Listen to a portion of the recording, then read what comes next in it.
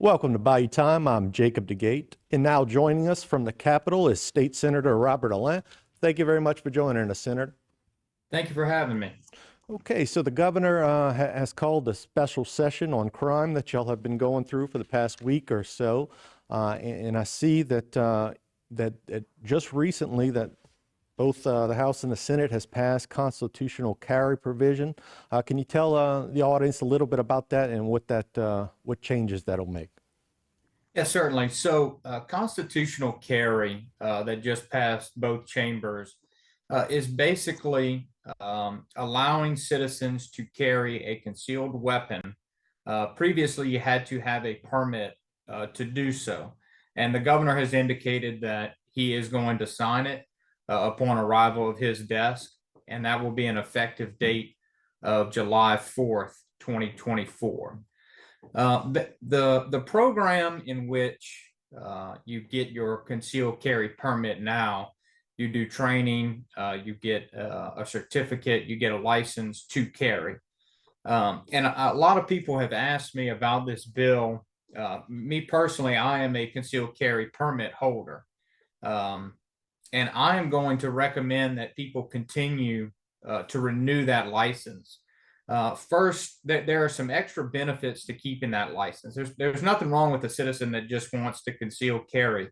That's their right to do so. But we've also passed some other legislation that helps you as a concealed carry permit holder. You have a little bit more protection from getting sued. There's a bill out there that we passed in the Senate that adds those kinds of protections. If you're a citizen that's willing to go and do the training and get the permit, you're going to have some extra protections from a possible lawsuit. And the other benefit of keeping your concealed carry permit up is reciprocity with other states. And what that means is if you're traveling into another state that has an agreement with Louisiana, say like Texas, you're under the same rules. You can still carry in these other states.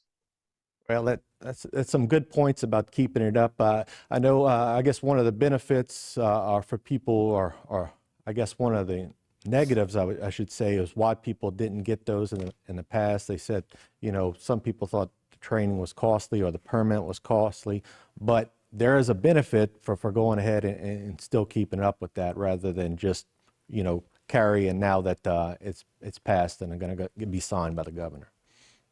Yeah, certainly. I think it's important. Look, everyone can now make their decision on how they want to carry. And I'll note that this legislation has passed in both chambers in the past and has been vetoed by prior governors. So it seems that the will of the people is that they wanted this to happen.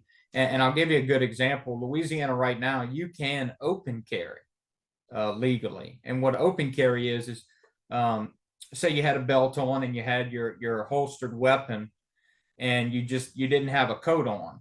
That was totally legal. But as soon as you put a jacket on and covered it up, that's what made it illegal. So I think it's a step in the right direction. Yeah, that always never made sense to me, the whole open carry thing, and also didn't make sense to the states that don't even allow open carry, which means you can't even take your gun out of your car and bring it somewhere without violating the law. That seems silly as well. But some good changes there that we see that y'all had passed, and again that limited immunity that applies to people who have gone ahead and get the permit and taken those classes and taken the steps that they need. Now, have y'all also passed stuff regarding immunity, but in reference to police officers, peace officers? Has that gone ahead and passed on strengthening their civil immunity?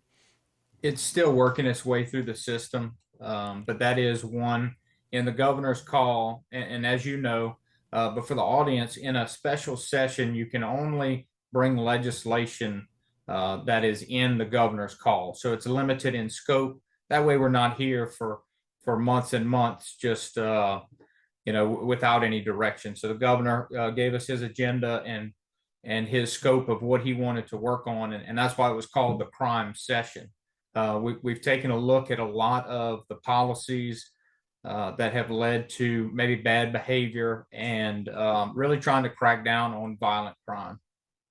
Yeah, and I guess the other thing that the constitutional carry will at least have people out there, I guess, in the hopes that they'll be able to protect themselves if, if they're in that situation where, police officers can't get there in time as well. But of course, it is also important to remind people out there that they need to, make sure and understand, the responsibilities that come with that, and especially not leaving, fire unattended, or, not having it properly secured on your person like that. You shouldn't just put it in your waistband.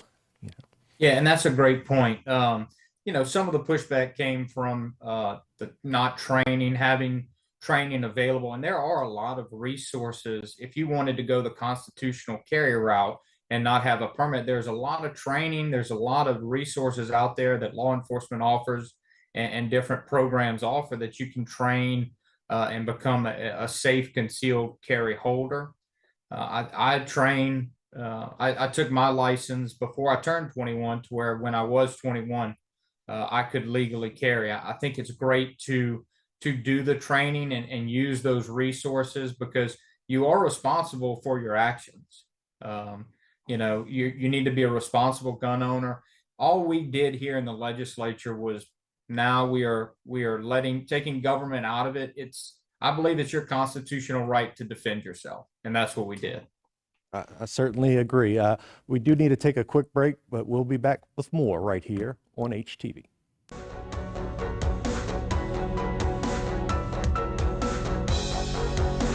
Today's social media segment is brought to you by Parabon General Health Systems, modern technology, and timeless caring. Rouse's, you're either local or you're not. Buick, the craft of modern luxury. St. Martin and Bourke, know your rights. South Louisiana Bank, it's better when we bank together. Waits and Downer, attorneys at law. Terrebonne Ford, built Ford tough. Alford and Associates, for all of your insurance needs. CIS, Cardiovascular Institute of the South, the highest quality cardiovascular care available. Barker Honda, the Barker family tradition of quality.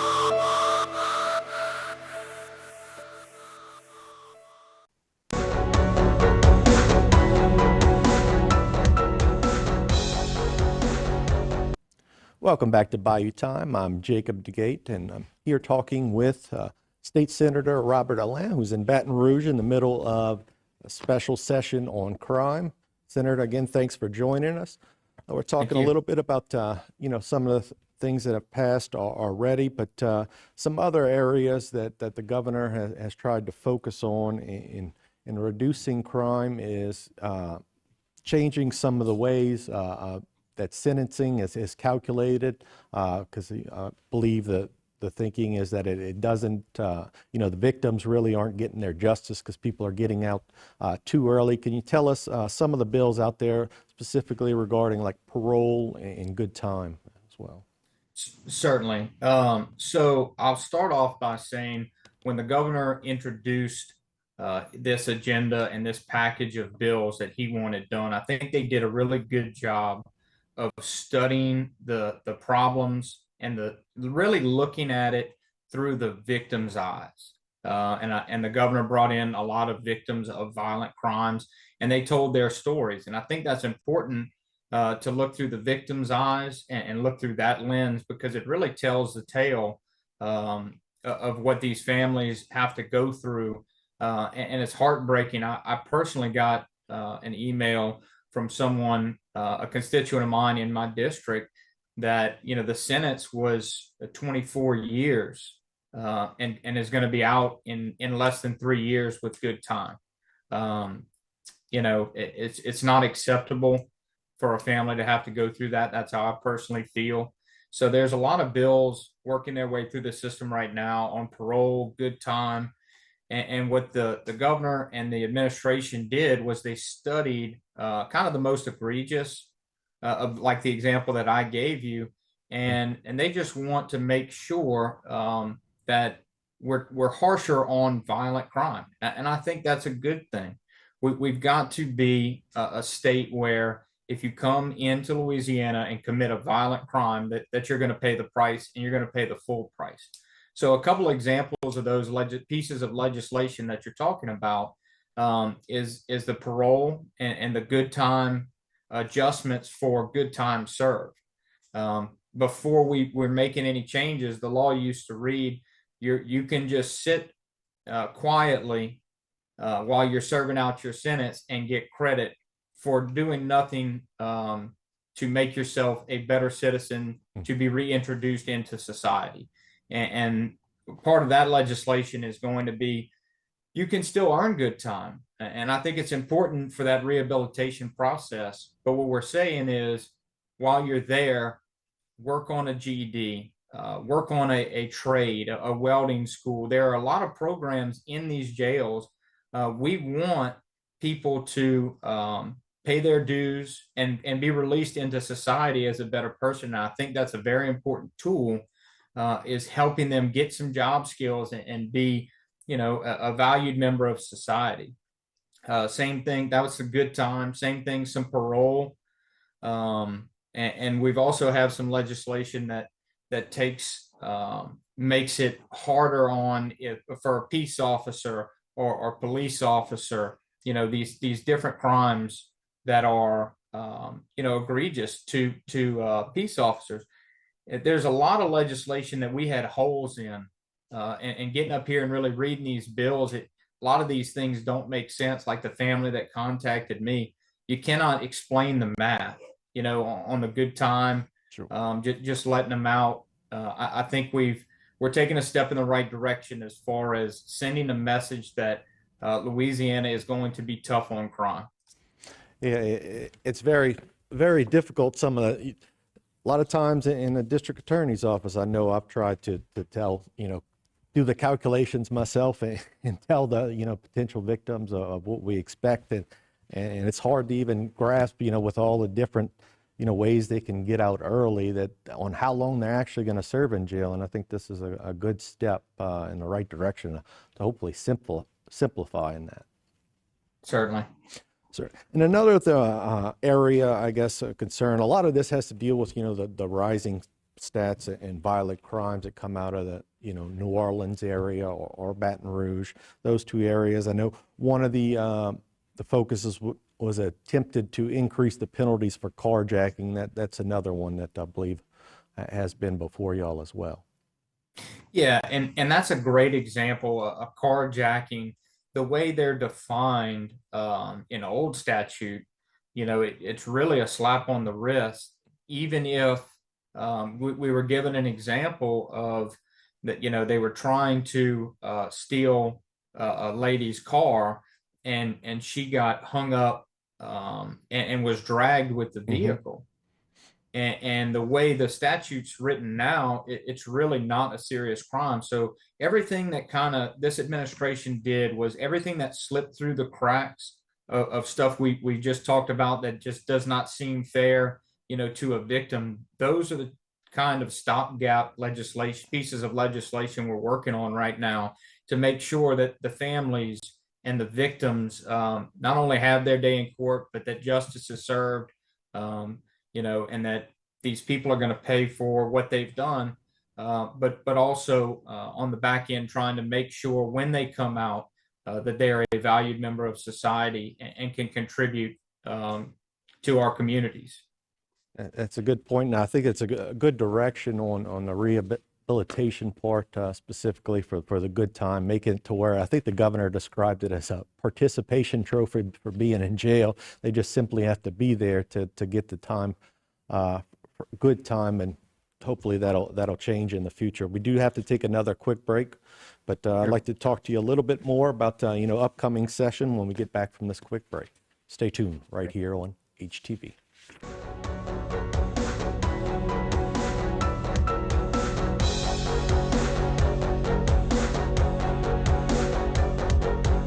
Today's social media segment is brought to you by Parabon General Health Systems, modern technology, and timeless caring. Rouse's, you're either local or you're not. Buick, the craft of modern luxury. St. Martin and Bourke, know your rights. South Louisiana Bank, it's better when we bank together. Waits and Downer, attorneys at law. Terrebonne Ford, built Ford tough. Alford and Associates, for all of your insurance needs. CIS, Cardiovascular Institute of the South, the highest quality cardiovascular care available. Barker Honda, the Barker family tradition of quality.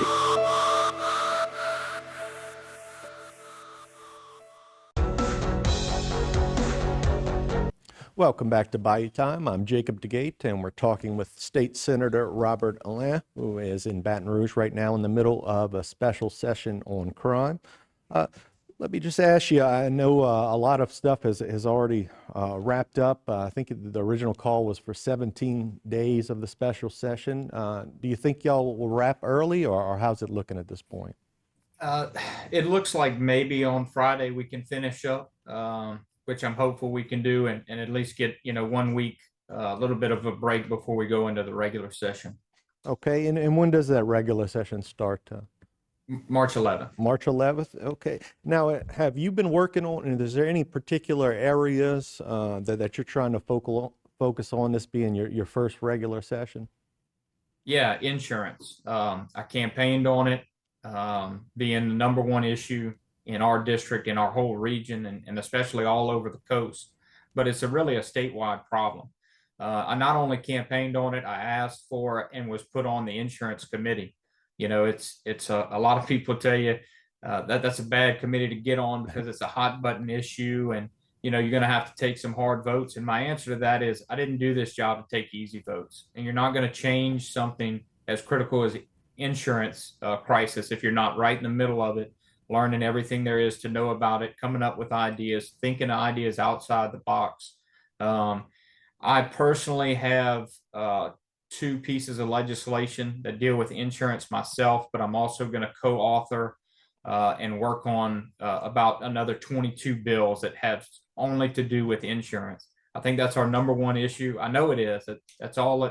Every 9 out of 10 emails we get is about insurance. We know how bad it is, and we know that the first step's not, your premiums are just not going to go down next year. We could pass every piece of legislation to fix the entire problem, but it's going to have to, our first step is going to have to be to slow the increases and try to get it to a flat, stable model before we can see decreases in premiums. But the attitude in this building at the Capitol is that insurance is the number one problem in the state. So that's I'm really focused on insurance, but I've got some other bills pre-filed that deal with alligator populations that are getting out of control, seafood labeling to try to help our local fishermen, our crabbers, our shrimpers, our oyster guys, everyone that is competing with these imports.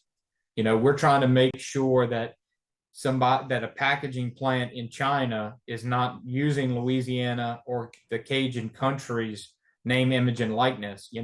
I don't want to see a Boudreaux and Thibodeau's Cajun shrimp packaged in Japan and China. So working on some of that for our fishermen.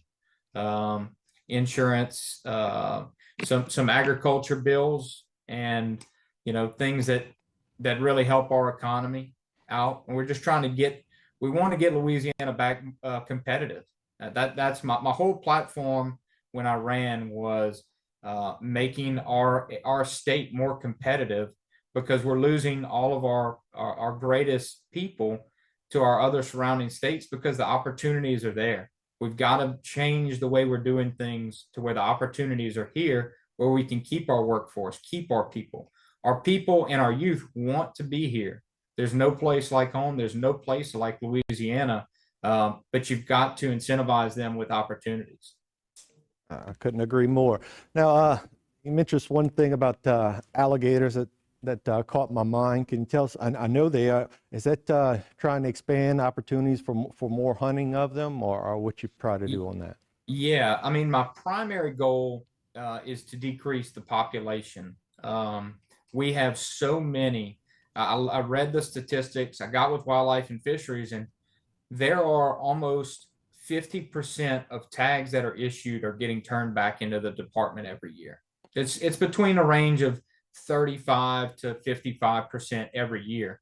But the problem with that is we're not reallocating those tags to other hunters. It's commercial season only right now, and the market's so bad is the reason for people not harvesting all these alligators. So my bill, and I have not pre-filed it yet. I'm still working on some of the language, but one would be decreasing the number of live alligators we are mandated to put back when you harvest the eggs. That would decrease the population. I'm also part of that bill also would let someone who's not going to use a commercial tag to allocate it to another commercial hunter. And the last part of that is seeing if we can do a recreational alligator season after the close of the commercial season. So really trying to attack it from all angles. Well, that certainly is interesting. I'll have to pay attention to that one as well. Now, as far as the insurance, is it going towards incentives for insurance company, or just tweaks in the law, or a mix of both that you're working on? So there's about 22 bills I'm working on, and they work on home, auto, and business, but there's all different aspects of it. The main problem we have is it's not a competitive market. We need more insurance companies writing here in order to make it competitive. Competitive is the only thing that's going to bring down our prices. And one of my pieces of legislation is it's not a big needle mover per se on the premiums. It's something that when talking with Insurance Commissioner Temple, that new insurance companies want X, Y, Z in order to even think about writing here. And we don't even have those in the state right now. So we need to be incentivizing companies with things they need. I'm not a big fan of just writing a check and saying, come right here, but I think we need to make it easier through the legislative process to make those companies feel that they can come here and write and stay here. All right. Well, thank you very much, Senator, for taking the time to join us. I know you have to get back to the floor right now. Thanks again. Thank you. All right. Stay tuned for more right here on HTV.